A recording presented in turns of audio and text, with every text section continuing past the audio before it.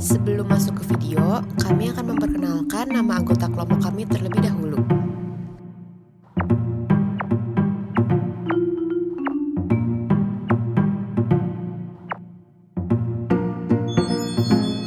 Aku Sonia Evifania Diva.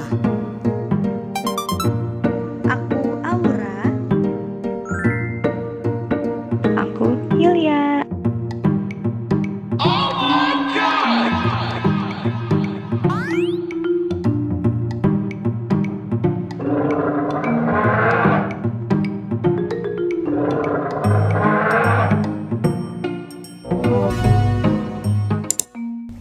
Media merupakan suatu hal yang sangat dibutuhkan di masa kini.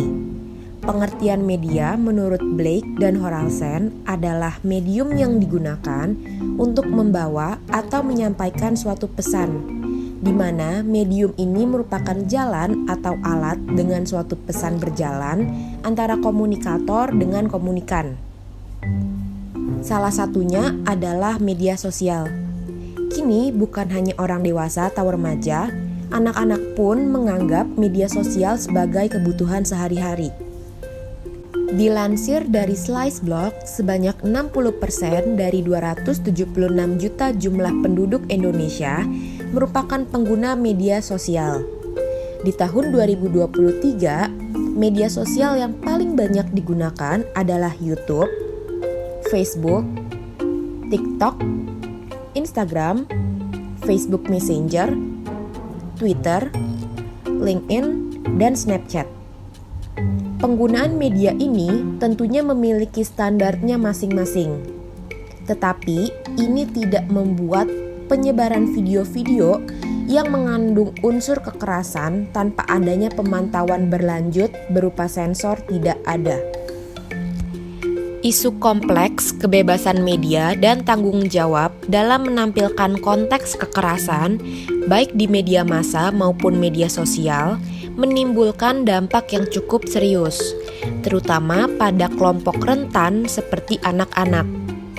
Paparan konten kekerasan dalam media berpotensi memicu trauma psikologis, peniruan perilaku negatif, menurunkan sensitivitas terhadap kasus kekerasan, dan menormalisasikan kekerasan dalam masyarakat.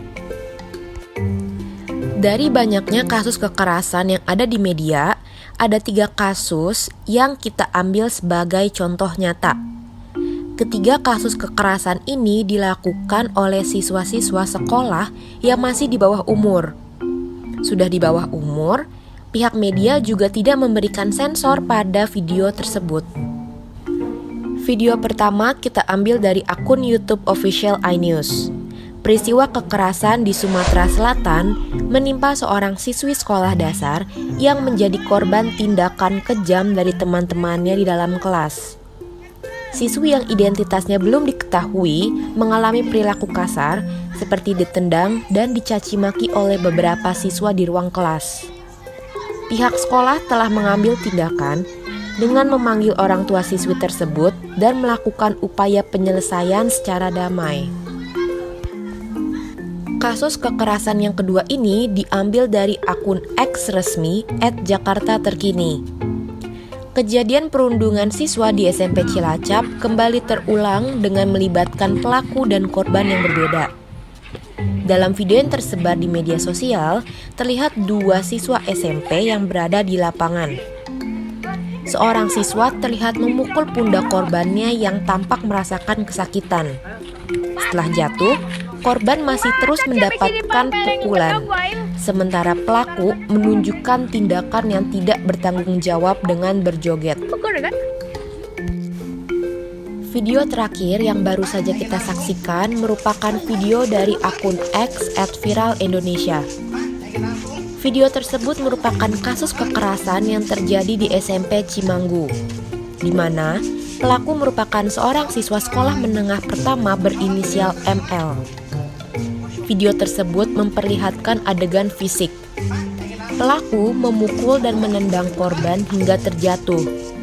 Tindakan tersebut jelas melanggar norma dan etika dalam berkomunikasi. Video itu mengandung muatan pesan kekerasan yang tidak layak untuk ditonton apalagi disebarluaskan. Seperti pada teori etika utilitarianisme, tindakan tersebut salah karena menimbulkan penderitaan bagi korban. Sedangkan jika dilihat dari teori etika Kantian, tindakan itu salah karena memperlakukan korban sebagai alat untuk kepuasan pelaku.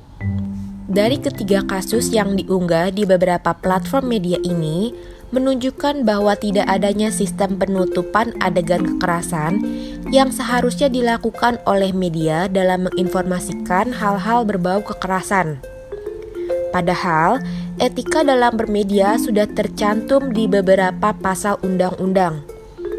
Salah satunya adalah pasal 29 UU ITE yang berbunyi, setiap orang dengan sengaja dan tanpa hak mengirimkan informasi elektronik dan atau dokumen elektronik yang berisi ancaman kekerasan atau menakut-nakuti yang ditunjukkan secara pribadi.